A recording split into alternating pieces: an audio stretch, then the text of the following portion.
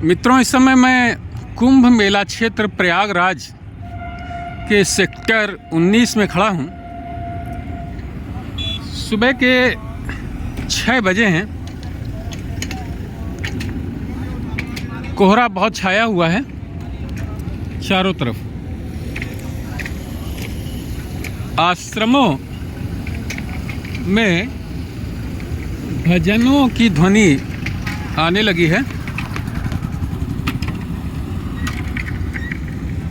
लोग टहलने के लिए भी निकलने लगे हैं और नहाने वाले लोग जो संगम में जाएंगे, गंगा में जाएंगे, यमुना में जाएंगे नहाने के लिए, उन्होंने आना जाना शुरू कर दिया है। अद्भुत मेला है साथियों, और सरकार की जितनी प्रशंसा की जाए इस मेला के आयोजन के लिए कम है।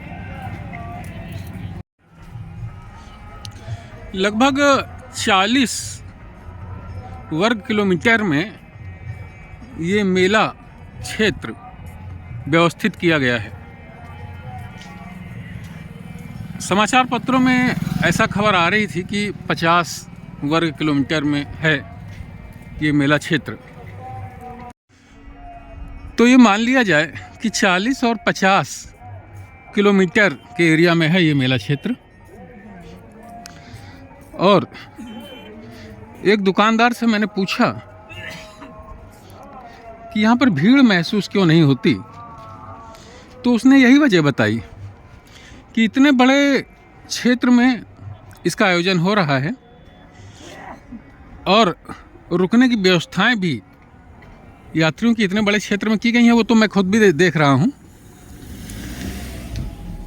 नहाने की व्यवस्था घाटों पर, बहुत घाट हैं, आने जाने के लिए पुलों की व्यवस्था इतनी की गई है कि बताया नहीं जा सकता। बहुत पुल हैं, पीपों के पुल हैं,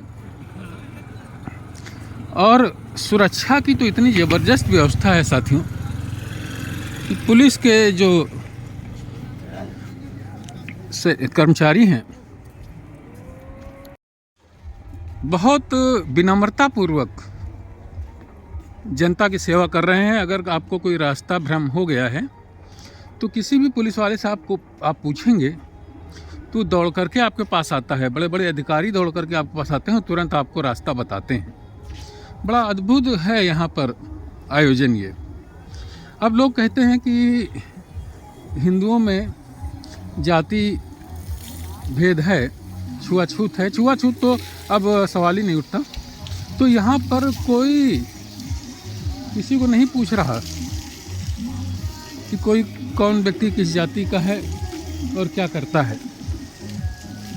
सब एक ही आश्रम में रुके हुए हो सकते हैं, एक ही घाट पर नहा रहे हो सकते हैं, अगल बगल खड़े होकर के बातचीत कर रहे होते हैं। तो ऐसी बात है साथियों। दूसरा, ये बताया गया है कि 7,000 करोड़ धन सरकार ने इस मेले के आयोजन में लगाया है, और अनुमान यह है कि 7,000 करोड़ से सरकार को 2 लाख करोड़ रुपए की इनकम होगी। अब बताइए, जो लोग आलोचना कर रहे हैं कि सरकार मेलों पर, ऐसे मेले पर, महाकुंभ मेले पर धन का अपव्यय कर रही है आस्था के नाम पर, सरकार कितने फायदे में रहेगी। और ये सिर्फ उत्तर प्रदेश सरकार की ही बात नहीं है साथियों। यहाँ पर देश के कोने कोने से लोग आ रहे हैं। तो रेलवे का भी इनकम, रेलवे की भी हो रही है। देश के कोने कोने पर परिवहन निगमों की भी इनकम हो रही है। और हर तरीके से पूरे देश को महाकुंभ के इस आयोजन से लाभ हो रहा है।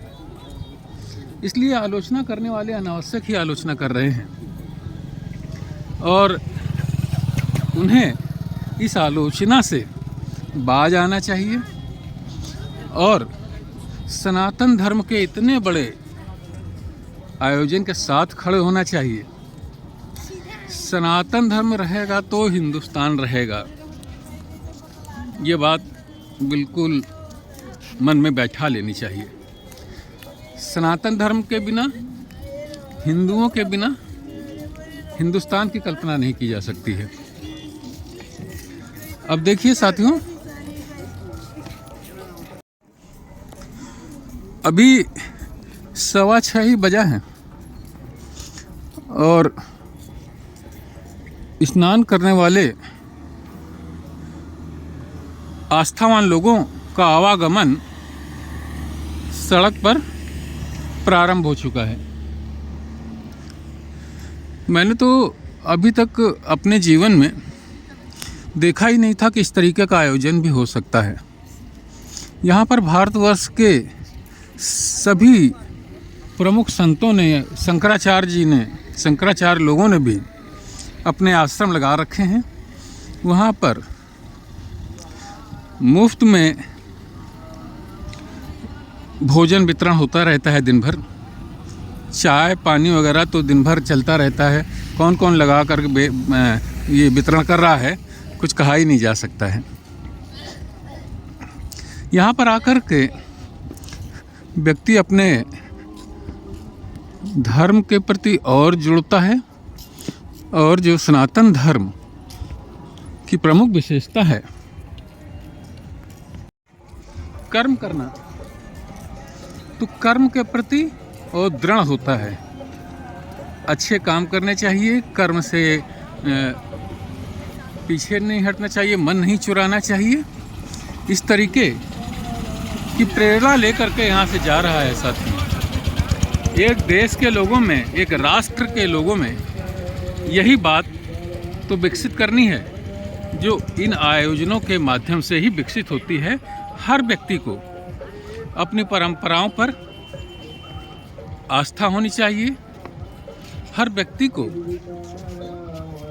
अपने धर्म पर गर्व होना चाहिए, और ऐसे आयोजन व्यक्ति को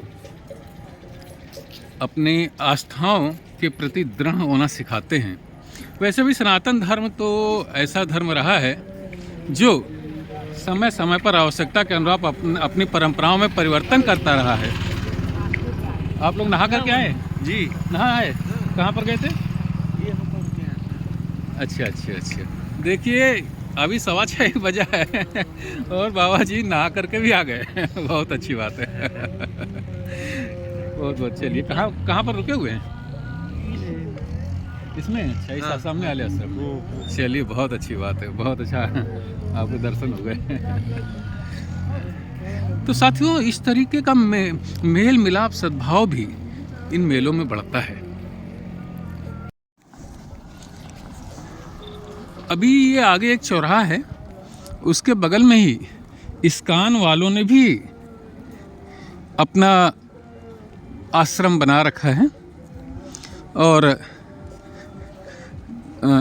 ये मुझे कल शाम को पता चला था कि अडानी ग्रुप इस्कॉन के माध्यम से प्रसाद वितरण करवा रहा है वहाँ पर।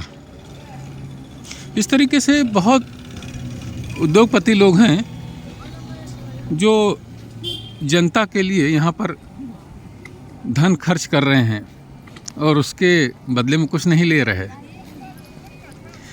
तो बड़ी अद्भुत महिमा है महाकुंभ के इस मेले की। और जो कहते हैं ना कि इतने लोग यहाँ पर अमृत पान करने के लिए आ रहे हैं, तो वास्तव में अमृत पान ही हो रहा है। मस्तिष्क में अपार शांति होती है यहाँ पर आकर के, जो मैं स्वयं महसूस कर रहा हूँ। अपनी परंपराओं से और जुड़ाव होता है और अपनी परंपराओं को, अपने धर्म को और अधिक जानने का अवसर प्राप्त होता है। ये देखिए साथियों, ये है इस्कॉन मंदिर वालों ने आश्रम बनाया है।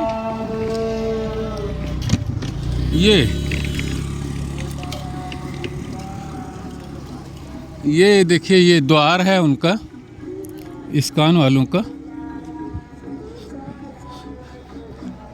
ये देखिए बहुत भव्य द्वार बनाया है इन्होंने। ये देखिए क्या लिखा हुआ है इसमें, अंतर्राष्ट्रीय कृष्ण भावनामृत संघ, इस्कॉन मंदिर वालों का है दोस्तों ये। और इस्कॉन वालों का तो पूरा जो वो है आधार, वो श्री कृष्ण भगवान है, श्री कृष्ण भगवान की गीता। लेकिन यहाँ प्रवेश द्वार पर ही बहुत भव्य प्रतिमा लगी हुई है हनुमान जी की। ये देखिए, ये इस तरीके की हनुमान जी की प्रतिमा मैं पहली बार देख रहा हूँ, जिसमें वो धोती पहने हुए हैं और बहुत ही शांत। और ये देखिए एक हाथ में रामचंद्र जी को भी लिए हुए हैं। बहुत सुंदर प्रतिमा है साथियों ये।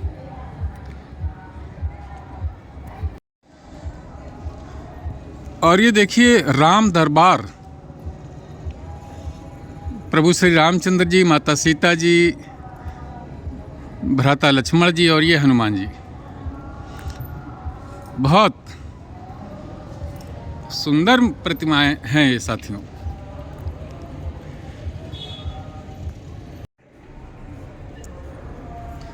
तो साथियों, महाकुंभ प्रयागराज की भूमि से बनाया हुआ मेरा ये वीडियो आपको कैसा लगा, अपनी टिप्पणियों से मुझे ज़रूर बताइएगा।